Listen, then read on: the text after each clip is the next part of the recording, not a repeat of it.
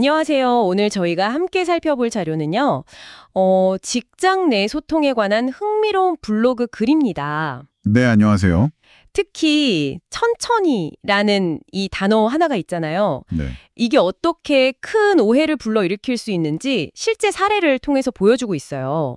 그 천천히라는 말 정말 문제될 때 많죠. 맞아요.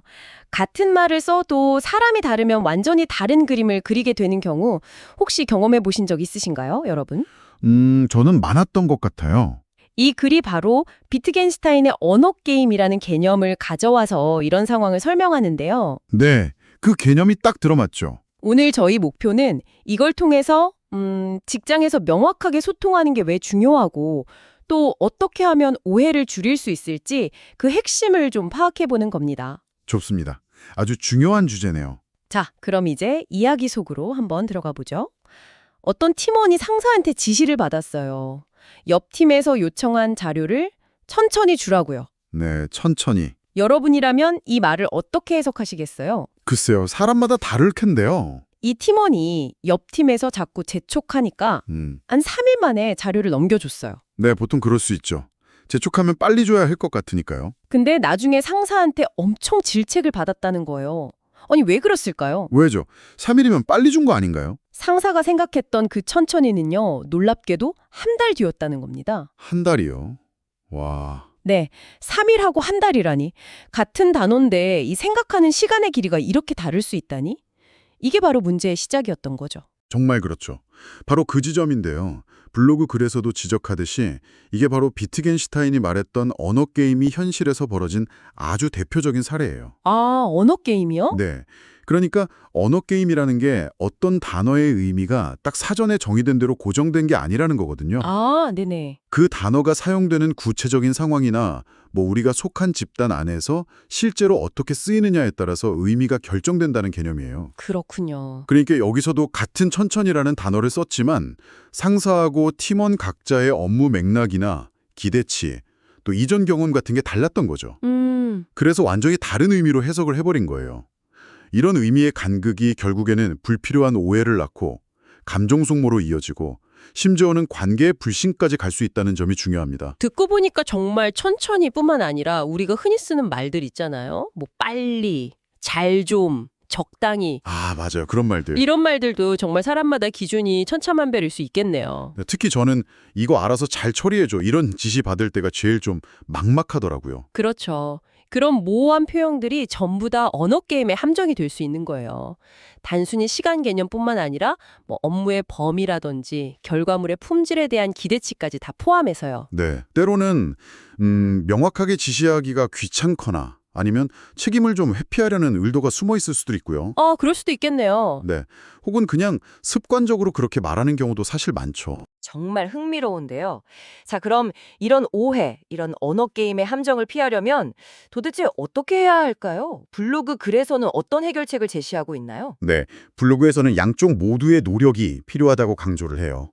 우선 지시하는 사람의 책임인데요. 네, 지시하는 사람. 네. 천천히처럼 좀 애매한 말 대신에요. 3주 뒤 금요일까지 주세요. 라든지 아니면 다음 달 첫 주 안으로 공유해 주세요. 이런 식으로 구체적인 날짜나 기한을 명시하는 게 중요하다는 거죠. 아, 구체적인 기한? 네. 그리고 왜 그런 기한이 필요한지 그 배경이나 맥락을 같이 설명해주면 받는 사람이 훨씬 이해하기 쉽겠죠? 아무래도. 확실히 그렇겠네요. 지시하는 사람이 명확하게 말해주는 게 일단 최선이군요. 그럼 반대로 지시를 받는 사람 입장에서는 어떻게 해야 할까요? 받는 사람의 역할도 물론 중요합니다. 모호함을 느꼈을 때 대충 이런 뜻이겠거니 하고 그냥 넘겨짚지 말고요. 네네. 반드시 질문으로 확인하는 습관을 들여야 한다는 거예요. 예를 들면 팀장님, 천천히라고 하신 건 대략 어느 정도 시간을 생각하면 될까요? 이렇게 물어보거나 아, 구체적으로? 네, 혹은 혹시 이번 주 금요일까지 드리면 괜찮을까요? 와 같이 정중하게 되물어보는 거죠. 그 모호함을 해소하는 게 훨씬 생산적이라는 겁니다. 긁는 사람도 다시 한번 확인해야 한다. 이 말씀이시죠? 근데 현실적으로 상사한테 언제까지 드리면 될까요? 이렇게 되묻는 게 조금 눈치 보일 수도 있을 것 같은데요. 어떻게 생각하세요? 그렇죠. 괜히 제가 좀 깐깐해 보이거나 아니면 뭐 이해력이 부족하다고 생각할까 봐 걱정될 수도 있잖아요. 물론 그런 걱정이 들 수 있습니다. 조직 문화나 또 상사의 스타일에 따라서 조심스러울 수 있죠. 네. 하지만 그 잠깐의 어색함이나 용기가 나중에 생길 수 있는 더 큰 오해나 문제를 미리 예방할 수 있다면 저는 그게 훨씬 생산적인 선택이라고 생각해요.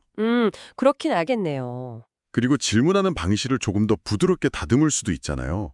예를 들어서 팀장님 혹시 염두에 두신 마감일이 따로 있으실까요? 와 같이 조금 더 완곡하게 물어볼 수도 있겠죠. 핵심은 불확실성을 그냥 방치하지 않는 그 태도 자체입니다. 그렇군요.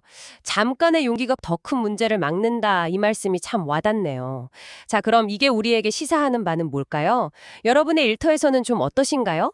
혹시 이런 모호한 표현 때문에 곤란했던 경험은 없으셨나요? 네, 한번 생각해 보시면 좋을 것 같아요. 오늘 이야기처럼 정말 작은 오해가 때로는 관계를 틀어지게 만들거나 업무에 큰 차질을 빚게 만들기도 하잖아요. 맞습니다. 결국 핵심은요, 명확한 소통은 어느 한쪽의 노력만으로는 완성되지 않는다는 거예요. 지시하는 사람과 받는 사람, 양쪽 모두가 우리는 같은 의미를 공유하고 있겠지라고 너무 당연하게 생각하는 그 순간, 바로 오해 씨앗이 뿌려질 수 있다는 거죠. 네. 이 블로그 글이 유용한 점은 단순히 문제를 지적하는 데서 그치는 게 아니라 양쪽 모두가 실천할 수 있는 구체적인 행동 지침까지 제시하고 있다는 점인 것 같아요. 맞아요. 해결책까지 제시해 주니까 더 도움이 되죠. 자, 오늘 이야기를 마무리하면서요. 여러분께 한 가지 좀 생각해 볼 거리를 던져드리고 싶습니다. 네, 단순히 모호한 지시를 받았을 때 질문하는 걸 넘어서서요. 우리 각자가 속한 팀이나 조직 전체에서 이런 언어 게임 자체가 좀 덜 발생하도록 만들려면 우리가 무엇을 할 수 있을까요? 좋은 질문인데요. 예를 들면 팀 회의 때 우리 앞으로는 좀 더 명확하게 소통하기에 대한 짧은 규칙 같은 걸 함께 정해 볼 수도 있을 거고요. 네, 그런 노력도 좋죠. 당장 내일부터 시도해 볼 수 있는 아주 작은 변화는 무엇일지 한번 고민해 보시면 좋겠습니다.